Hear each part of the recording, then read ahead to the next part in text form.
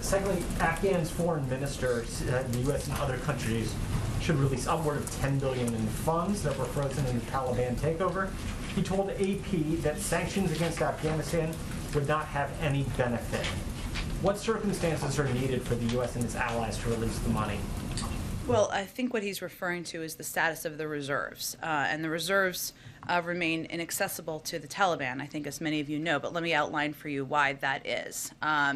They're located in certain financial institutions in the United States and other countries, and these institutions have put in place a common risk mitigation strategy when countries that hold funds in those institutions face considerable uncertainty. There are a number of reasons why these reserves remain inaccessible. And I'll note first, though, Josh, that of course this is a very complicated issue and we're continually reviewing thoughtfully and in coordination with allies and partners.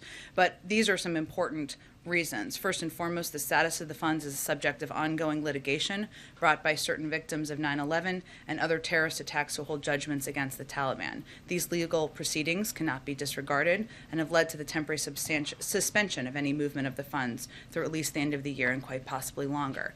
Second, the United States continues to face difficult fundamental questions about how it might be able to make reserve funds available to directly benefit the people of Afghanistan while ensuring that the funds do not benefit the Taliban. And obviously our objective as one of the world's biggest providers of humanitarian assistance is to get that assistance directly to the people. It is difficult to determine how that would not go through, that would not benefit the Taliban as it relates to these funds. Third, the Taliban remains sanctioned by the United States as a specially designated global terrorist group, and a number of its officials are subject to the UNSCR's 1988 sanctions regime. This raises immediate red flags for many state central banks and the financial community more generally when considering any transactions. Again, we're continuing to review. It's a very complicated and challenging issue, but that's the status and the reason why we have not, there is not any update on that at this point in time. Go ahead, Trevor. Jen, I just wanted to